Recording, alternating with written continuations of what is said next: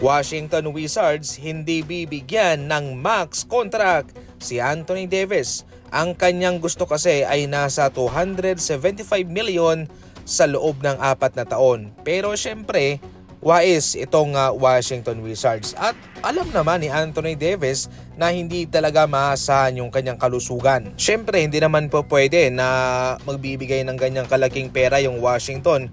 Pero kung mamalasin ka ay nasa 10 games lamang yung mailalaro mo dahil na-injured ka. Kaya nais din po nilang makasigurado.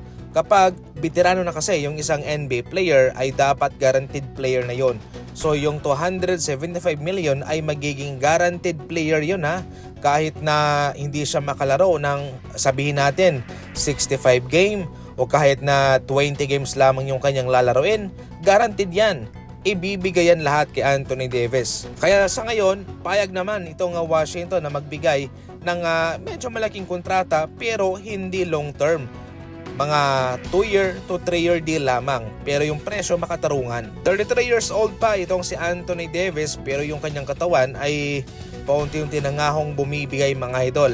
At kung sakaling itong kanyang kagustuhan na 4-year deal, max contract, aabutin siya ng 37 years old at walang kaalam-alam itong Washington kung sa mga panahong yan ay magiging healthy siya.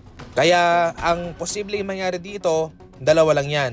Tatanggapin niya yung qualifying offer, maglalaro siya for the next season at sa next season ay magiging free agent na siya o tatanggapin niya yung flexible contract na nasa 2 hanggang 3 taong kontrata. Ngayon, ipagpalagay natin, ikaw yung GM ng Washington Wizards. Magkano ang ibibigay mong kontrata kay Davis base lamang sa kanyang kalusugan?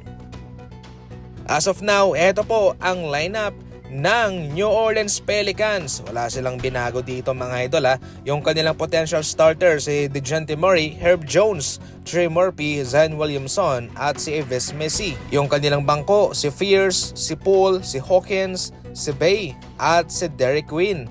Nagkaroon sila ng 26 wins mga idol kaya matik sana sa mga ganyang record ay pagsapit sa off-season magkakaroon ng mga pagbabago, mga trade, mga free agent signing. Pero walang ginawa itong Pelicans mga idol at tila natitipuhan nila itong kanilang kupunan na ganito lang.